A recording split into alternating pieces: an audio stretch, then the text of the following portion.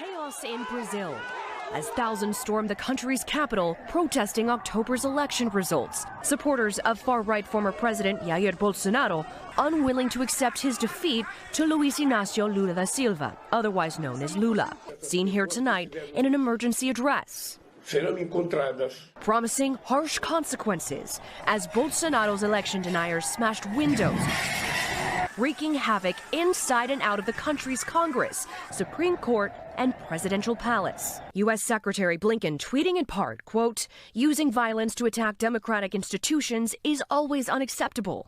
It's a scene all too familiar 2 years after the January 6th attack, only this time Brazilian lawmakers largely weren't inside, and Brazil's new government is already in power, with Lula's inauguration just 1 week ago." But fears of an insurrection never fully quelled. In the days that followed Lula's win, Bolsonaro protesters blocked major roads. They set vehicles on fire, while Bolsonaro toed the line, never formally conceding to Lula. Was the writing on the wall that this was coming? I would say these events were tragic but unsurprising, unfortunately. And there's been a consistent climate of denial among the supporters of the defeated presidents. Bringing calm to a country at a political boiling point will be Lula's first major test of his new presidency. Marissa Para, NBC. Protesters who are calling for the resignation of President Dina Boluarte have marched to Plaza San Martin, the historic epicenter of demonstrations in Lima. They are determined to make their voices heard during 2 days of planned protests, following weeks of protests around Peru that have killed at least 42 people since early December. Peru's General Confederation of Workers has called a strike on Thursday in support of the protests. But Boluarte claims some union members have been blackmailed into joining the protests. In communities in the Andean regions, the sisters and brothers who go out to protest are being blackmailed. They are being coerced because they are told, if you don't go to march, we will ask you for a fee. If you don't go to march, we will cut off your water supply. And if you don't go to march, we will burn your house down. In acknowledging the new protests, Boluarte asked that they remain peaceful. But she said protesters calling Parliament to be dissolved wanted an excuse to keep blocking roads. Around 100 roads are still blocked, and police have sometimes responded with tear gas. The demonstration started last month when former President Pedro Castillo was forcibly removed from office and jailed after facing corruption charges and trying to disband the legislature to avoid impeachment. Now his supporters are calling for him to be released from custody and early elections. In a TV interview from prison, Castillo said he had no plans to flee the country. Why would I flee the country? Why would I leave the country? Where's the proof I want to leave? I haven't killed or robbed anyone. If I have to be accountable to honor the truth, I will always do it here in my country. Boluarte was Castillo's vice president, and even though they represent the same left-wing party, Castillo's supporters, particularly in Peru's rural and mountainous regions, view Boluarte as a traitor. Castillo's supporters say Boluarte needs to resign to restore peace, but counter-demonstrators are demanding Castillo supporters stand down. With no resolution in sight, the only significant concession Boluarte has made to the protesters is a promise to hold national elections in 2024, 2 years earlier than originally planned. Usman Ali Uba, TRT World.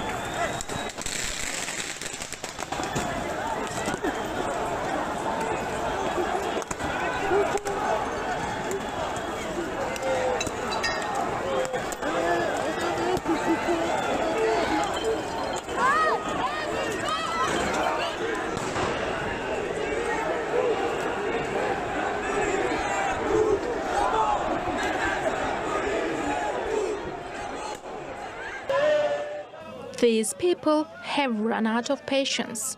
Despite the ban, protesters gathered in Goma demanding the March 23 movement, or M23 rebels, leave their country immediately.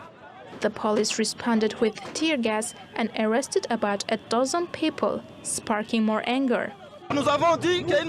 We said this would be a non-violent protest. It's our right.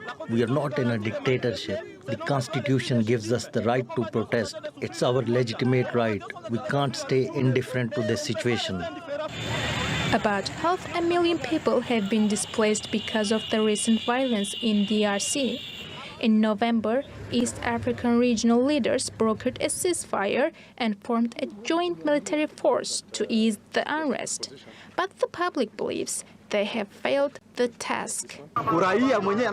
We are asking East African community forces to leave the city and wage offensives where the M23 is. They want to divide our country just like the international community. We don't want them to be here as tourists. They should either go home or go to the front line against the enemy. They are even doing selfies with members of M23. We don't want them here anymore.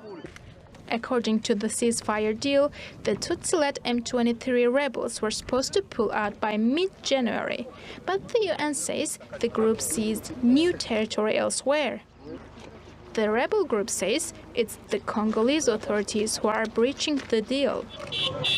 And the protests in Goma are unlikely to end unless the withdrawal process is completed. Hilal Uzun, TRT World.